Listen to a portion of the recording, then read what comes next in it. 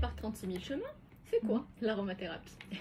Alors, c'est la suite de ce qu'on a fait la dernière fois. C'est une branche de la phytothérapie qui utilise des parties volatiles des plantes pour soit soigner des petits pépins de santé ou bien pour les prévenir. Okay.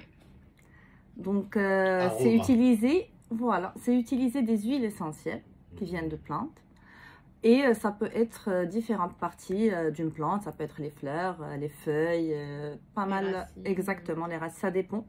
Et personnellement, je trouve que c'est une option magnifique pour soigner quelques petits soucis de santé, pour les prévenir aussi. Mais en même temps, comme on parle d'huile essentielle et que vraiment c'est un concentré, il faut faire très attention. Exactement, il y a beaucoup de précautions à prendre quand on parle d'huile essentielle. Exactement. Tout le monde ne peut pas avoir recours aux huiles essentielles. Exactement, il y en a qui sont complètement interdits aux enfants. Soit interdit aux enfants de moins de 7 ans, soit au moins de 12 ans, interdit aux personnes asthmatiques, bien sûr enfants asthmatiques inclus, femmes enceintes, femmes allaitantes. Donc vraiment, ce n'est pas le genre de produit qu'on peut utiliser sans l'avis d'un spécialiste et sans être encadré par une personne qui s'y connaît correctement. Et il faut respecter strictement le dosage. Parce que là, il s'agit de gouttes. Oui, mais malheureusement, il y a pas mal de personnes qui ont du mal à comprendre qu'une goutte puisse être si puissante. Pour eux, une goutte, c'est une goutte, c'est rien. Je veux dire, et pourtant, une goutte peut parfaitement faire énormément de bien ou énormément de mal. Exactement. Donc, on peut les utiliser soit en inhalation, soit en diffusion. On peut même les utiliser par voie orale. Et là, j'insiste sur un truc, c'est qu'une huile essentielle, même si on nous dit de prendre une goutte par voie orale, on n'utilise jamais directement sur la langue. Ouais. Non, les options qu'on a, c'est soit un petit morceau de sucre et on met une goutte et on le met dans la bouche. Le pain. Ouais, le pain, généralement, c'est pas très conseillé. Parce que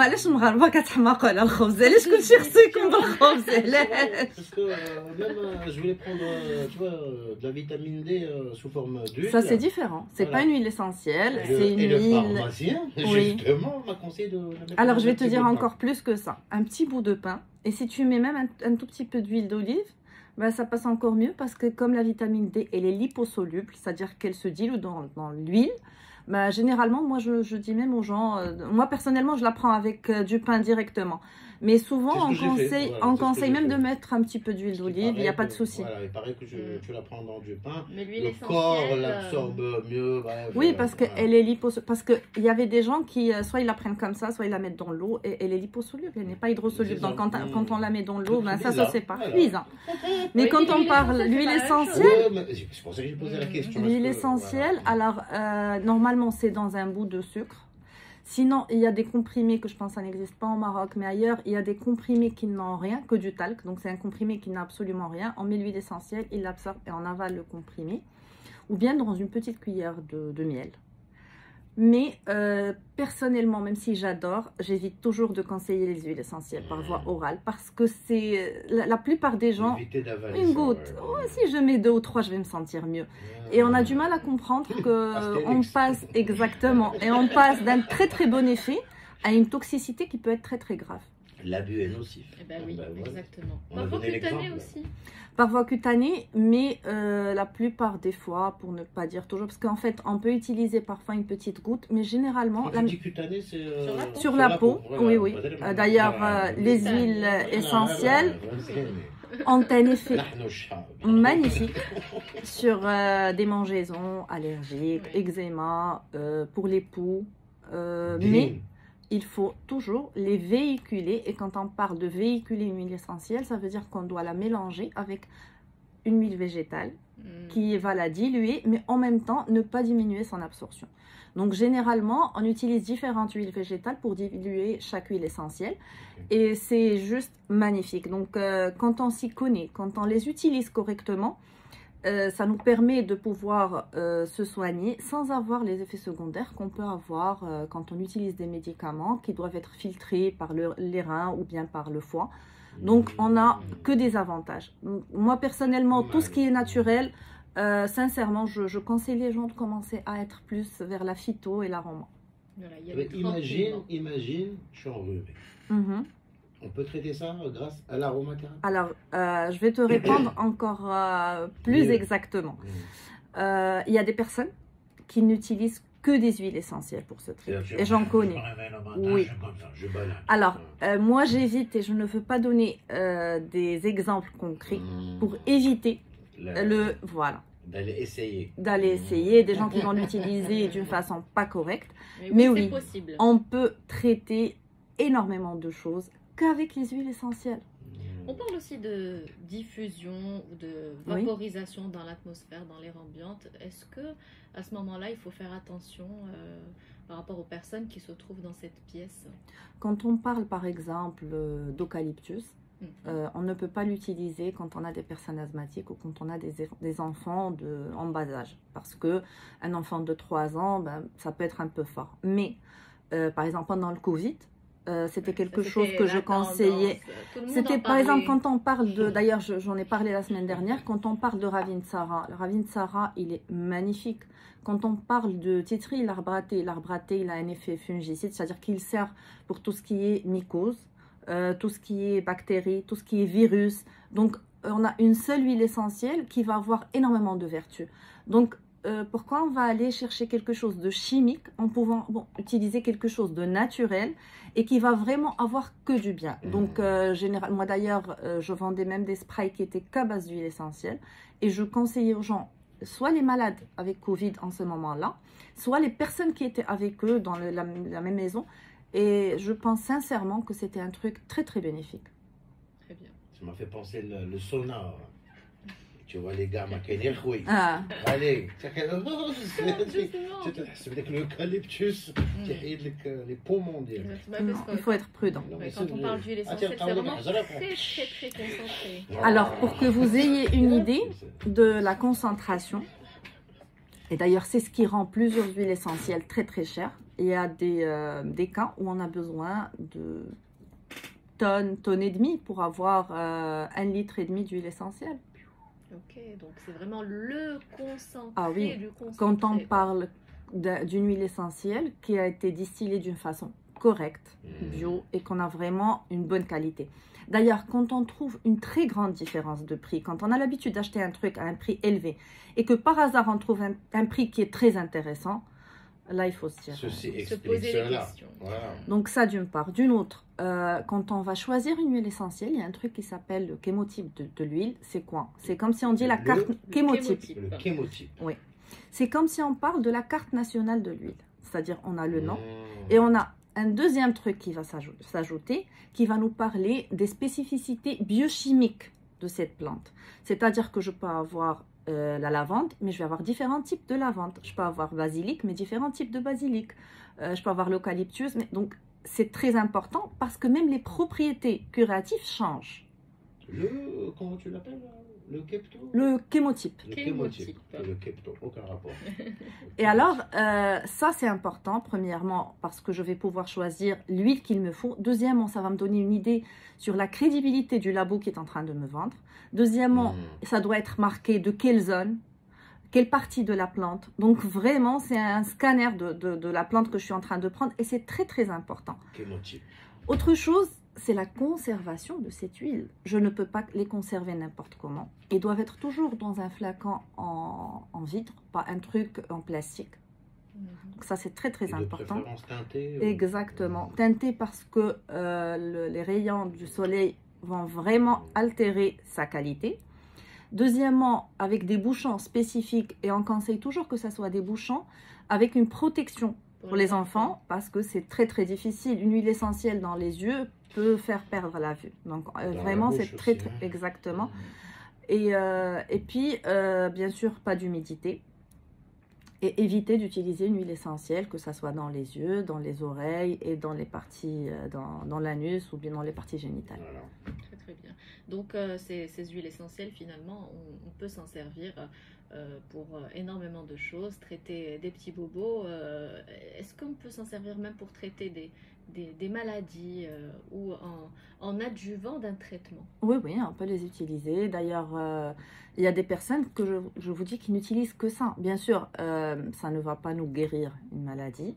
Mais on peut l'utiliser pour calmer des douleurs. On peut l'utiliser, par exemple, il y a des personnes qui ont du mal à dormir, ben, quelques gouttes de lavande sur l'oreiller le soir, ou bien un mélange d'huile essentielle avec des produits qui vont calmer. Diffuser. Ça aide énormément. Et je l'ai utilisé, c'est vraiment efficace. Le basilic, quelques gouttes de basilic, d'ailleurs on parle de 1 à 2 gouttes de basilic diluées dans de l'huile de macadamia. C'est excellent en massage pour les douleurs de règles. Il y a un autre truc que les gens ne savent pas, c'est que la menthe poivrée a été reconnue par l'OMS comme antalgique. Et diluée correctement, ça a le même effet exactement qu'un gramme de paracétamol. Donc si on a mal, si on a l'habitude d'avoir des maux de tête, je ne parle pas de migraine, parce que la migraine c'est un autre système, c'est un autre traitement, mais je parle de maux de tête.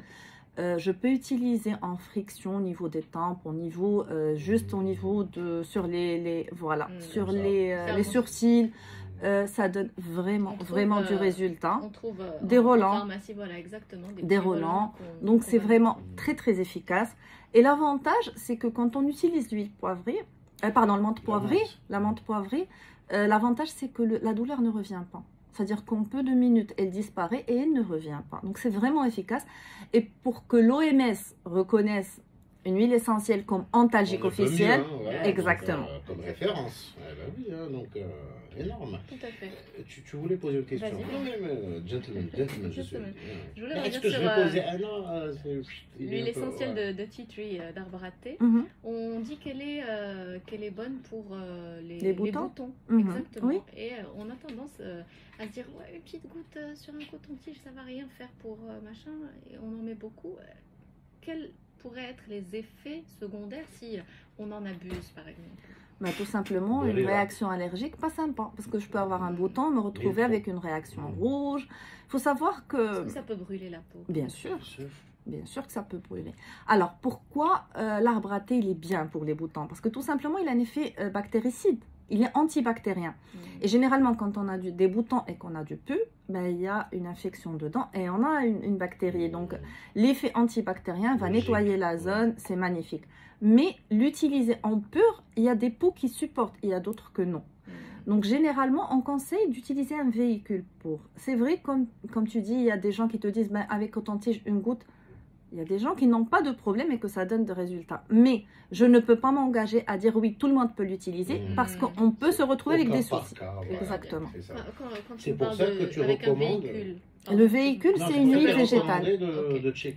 L'huile de jojoba, l'huile de macadamia, l'huile d'amande douce, ça va dépendre. Parce que parfois on a des synergies quand on utilise une bonne huile végétale pour véhiculer une huile essentielle. Donc je dis exprès de véhiculer pour commencer à faire passer vraiment les termes qu'on doit utiliser exactement. Très bien, donc c'est pour ça que tu as bien fait de me rappeler, Hicham, il faut absolument aller demander conseil auprès d'un spécialiste. Exactement. Et ne pas écouter, parce que ce sont des choses qu'on trouve facilement sur Internet. Tu dis, je sais pas moi. Les herboristes, tout ça on va les trouver. Justement, c'est ce que j'allais aborder. Parce que la vérité, depuis quelques années, on en trouve partout. Même chez Molpisserie. Donc, des huiles essentielles de hadi, de figues de barbarie, de patati. Figues de barbarie, généralement on trouve l'huile végétale.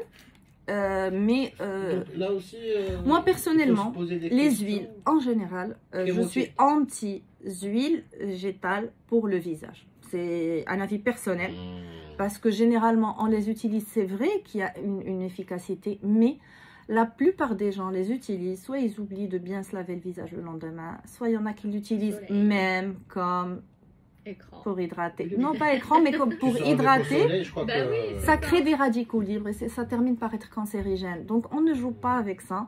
Puis après, tu as des gens qui te disent ça fait des années que j'utilise ça, j'ai pas eu de problème. Jusqu'à présent. Mais on ne sait pas ce qui va se passer dans 1 an, 5 ans. Donc, les huiles, moi, j'évite parce que c'est juste par manque de responsabilité de plusieurs personnes qui les utilisent. Mais c'est évident qu'ils ont des vertus. Donc, par rapport aux huiles essentielles, faire attention. Et comme tu dis, Hicham, c'est vrai que c'est présent partout, qu'on peut les acheter sans aucun problème. Mais c'est là où joue le chémotype. Le chémotype, c'est pour avoir une idée sur si le labo il est sérieux ou pas. Est-ce que vraiment je suis en train d'utiliser le bon produit qu'il me faut? Mais il faut être encadré par un spécialiste et qui s'y connaît. Parce que c'est pas tout simplement, bon, j'ai une petite formation, non. C'est-à-dire que moi, j'ai un diplôme, je suis diplômée en aromathérapie, mais moi, je n'ai pas de problématique, je connais pas tout ce qu'il y a comme huile essentielle, c'est impossible. Je n'ai pas assez d'années d'expérience pour connaître tout. Mais quand j'utilise et quand je recommande une huile essentielle, c'est que je suis convaincue et sûre de ce que je suis en train de dire. C'est pour ça que je ne peux pas prendre le risque de parler d'un truc si je ne suis pas certaine à 100%. Et donc, on doit choisir la personne qui va nous encadrer si on décide de soit traiter un petit souci de santé ou bien de prévenir un truc avec une huile essentielle. Est-ce qu'on peut booster l'immunité grâce aux huiles essentielles? Oui. Là, c'est bientôt le froid et on espère qu'il va venir rapidement parce qu'on en a assez d'avoir chaud. Mais il y a beaucoup de personnes, et notamment les parents, qui disent oui, j'aimerais booster le système immunitaire de mes enfants et qui diffusent des petites choses à la maison. C'est une très très bonne idée. D'ailleurs, je conseille de faire ça. On a marre des maladies. Écoute, les pharmaciens, on doit travailler, s'il te plaît. Mais on doit travailler, hein. Soit vous venez tous acheter des huiles essentielles à la pharmacie, soit je ne dis rien. Il faut bien payer ses factures. Évidemment, il faut bien vivre aussi. Ben oui. Qu'est-ce qu'elle peut C'est-à-dire que non, je ne demande pas des exemples parce que là, on n'est pas en train de donner des recettes. Non, mais on peut donner des exemples. Bien sûr que c'est possible et je conseille de le faire. Donc, que ce soit en inhalation, diffusion, c'est-à-dire quand je dis en inhalation, parfois on peut mettre quelques gouttes sur un mouchoir et inhaler. Mais attention à l'âge et attention à l'état de santé de la personne. Donc, quand on parle des enfants, interdit, strict. Et quand on a des personnes adultes, si on a un problème d'asthme, on évite les inhalations. Par contre, la diffusion, on peut faire, par exemple, on a des personnes qui te disent je veux faire une diffusion, mais j'ai une personne qui est asthmatique. Donc, je fais la diffusion à la maison. Avant que cette personne ne vienne, j'ouvre un peu. Mais pas beaucoup, parce que s'il y a le truc qui rentre, exactement. Bon. Donc, il faut vraiment faire attention à la dilution aussi, parce qu'il y a des personnes où c'est marqué 2-3 gouttes. De toute façon, c'est en diffusion, je peux mettre 17. Non, 2-3 gouttes, c'est 2-3 gouttes. Mais c'est très très intéressant, surtout que ça permet de respirer un air qui est pur. Et bizarrement, une chose que les gens ne savent pas, c'est que souvent, l'air de la maison est beaucoup plus contaminé que celui de la rue. Effectivement, les intérieurs sont plus pollués que l'extérieur, effectivement. Donc, raison, c'est fermé. Voilà, tout le monde respire. Les bactéries que moi j'ai avec lesquelles je cohabite sans problème peuvent être nocives pour toi.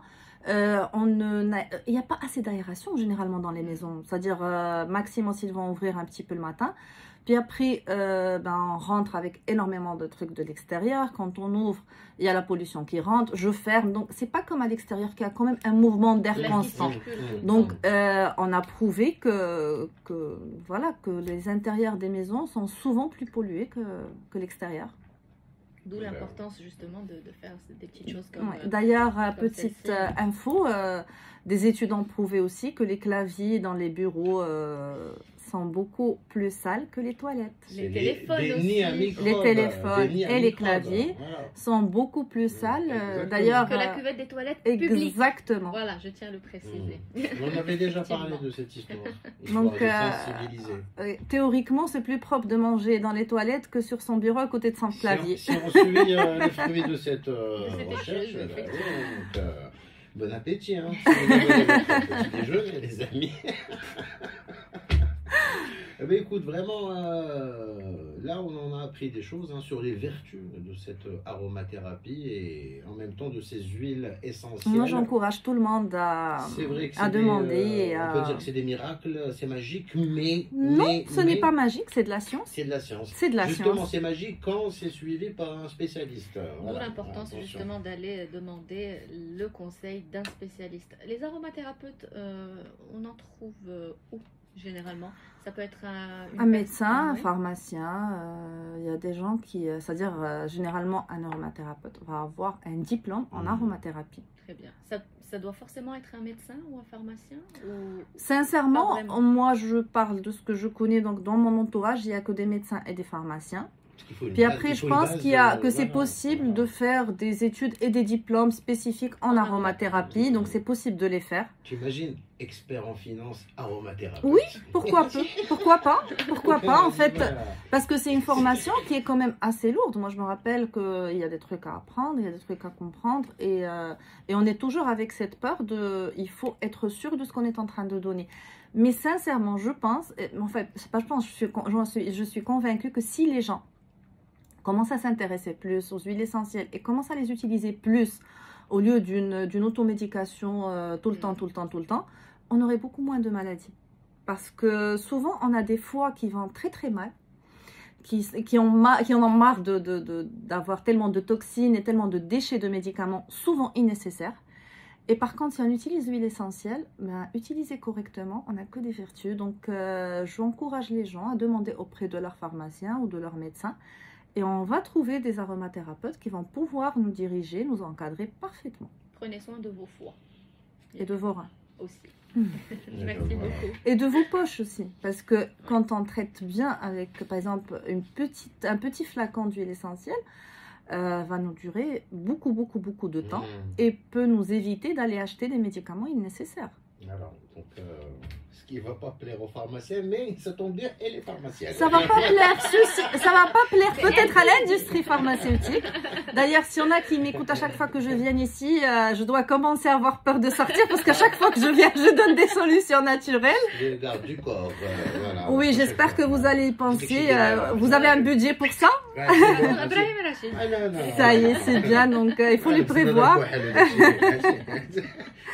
Mais vas-y, célèbre. Un bon pharmacien pense d'abord au bien-être des gens. Donc, on est des pharmaciens et des professionnels de santé avant tout. Voilà. Est-ce que les pharmaciens, simple curiosité personnelle, est-ce qu'ils ont une sorte de sermon comme les médecins Oui, bien sûr. On a une déontologie à suivre. Et on a, oui, bien sûr. Dexi. La main droite, Moi, j'ai fait mes études en Espagne, mais je pense qu'ici aussi, ils le font. Mais en fin de compte, exactement. Exactement. Mais en fait, c'est une responsabilité. En fait, souvent, on n'a pas l'impression que c'est vraiment très, très important, mais ce l'est, parce qu'en fin de compte, on a quand même la santé des gens entre nos mains un petit peu tous les jours. Donc, et puis la déontologie et travailler avec une conscience tout le temps, c'est très très important. Et c'est ce qui fait la différence entre les gens en général. Eh bien, écoute, toujours un plaisir vraiment de t'avoir avec nous, Dr Yasmina Homarani. Voilà, donc, un plaisir partagé. Pharmacienne à Tanger que vous pouvez bien évidemment suivre sur les réseaux sociaux. C'est The Pharmacienne. Présente sur Instagram, donc il suffit de taper Dr Yasmina Homarani. C'est dr.Yasmina Homarani sur Instagram et TikTok. Écoute, ça tombe bien en cette journée des enseignants et des enseignantes, et tu as parlé des études. Est-ce qu'il y a un prof, un maître, une maîtresse qui t'a marqué à jamais et que tu n'oublieras jamais? Yasmina Homarani. Je réfléchis. Oui, il y en a. Un prof, le primaire, le collège, le lycée qui te marque. Ouais. Il y a qui te marque en bien et d'autres qui te marquent en mal. Parce on a tous un mauvais. Comment s'en fait un mauvais souvenir, ma chérie? Il y a toujours un mauvais souvenir. Je pense qu'on est toujours tombé une fois sur un prof qui avait des problèmes personnels et qui voulait les payer en classe. Donc, on a toujours eu quelqu'un, on a toujours été noté d'une façon injuste. Je pense que ça a été le chemin. Exactement. Donc, dire que non, tout a été extra, non. J'ai eu des moments où j'ai senti que c'était injuste. Mais finalement, c'est vrai, c'est juste un début pour se préparer à la vie. Parce que même dans la vie, souvent, on a des trucs qu'on trouve, surtout que moi j'ai une relation un peu spéciale avec la justice. Je vis très très mal les injustices, même quand ça ne me concerne pas. Donc ça m'affecte énormément, même quand je vois tu t'es déjà pris la tête avec un prof à cause de quelqu'un d'autre? À cause de, pas exactement prof, mais dans la vie, si. Dans la vie, ça m'arrive de... En fait, je ne peux pas l'éviter. C'est un tempérament que j'ai. Et ça m'est arrivé d'ailleurs, c'était un truc que j'ai eu depuis que j'étais très jeune. En plus, j'ai fait ma première année pharma à 17 ans. Donc, j'étais le genre que... C'est ça l'avantage en Espagne, c'est que bon, je pouvais dire aux profs, non, je ne suis pas d'accord avec ça. Et oui, ça t'aide à développer aussi ta personnalité et plein de choses. Mais aussi, je suis tombée sur des profs qui étaient vraiment très très bien, des profs, comme tu dis, qui m'ont marqué, que j'ai trouvé qu'ils étaient très corrects, que le but était que tu apprennes et pas... Parce que Pharma, on a beaucoup de choses à apprendre par cœur. Tu te rappelles de son nom, de ce prof? Il y en a plusieurs, sincèrement. Non, il y en a plusieurs, sincèrement. Il y en a plusieurs, d'ailleurs. Il y avait une en physiologie qui me disait à chaque fois qu'il y avait les thèmes... Oui. Et on me disait, oui, je préfère ne pas dire les noms, mais il y en a plusieurs qui m'ont marqué et qui me disaient toujours, tu as des mains de chirurgien, tu devrais passer à médecine. Et me l'a répété tellement pendant ma première année qu'au bout de la fin de la première année, je me disais, est-ce que je reste là ou je passe à médecine? Parce qu'en fait, j'avais tous les matières en commun, j'excellais et j'adorais. Mais en fin de compte, non, finalement, j'aurais pas pu avoir la liberté que j'ai maintenant. Et surtout que maintenant, je suis dans tout ce qui est formation, conférences, plein de choses que je n'aurais pas pu faire si j'avais des opérations à faire. Eh bien, vous savez désormais à qui vous avez affaire. Docteur Yasmina Hamrani. Voilà une idée sur le personnage pour ceux qui ont raté l'épisode où on s'est étalé avec le docteur. Très très bientôt. Mais cette fois-ci, on ne va pas dire le sujet du prochain programme. On laisse surprise. Voilà. Ou on va leur demander de m'envoyer sur Instagram leurs propositions. Ah ben ça. YouTube. Et celui, voilà, on verra le plus. Exactement. On fera des propositions voilà, et on fera des votes et on choisira. On est open, on attend, voilà, le verdict, tout simplement. Voilà, donc je vous tiendrai au courant. Bonne journée. Au revoir. Merci énormément, Dr Yasmina Hamrani, les amis. On va se faire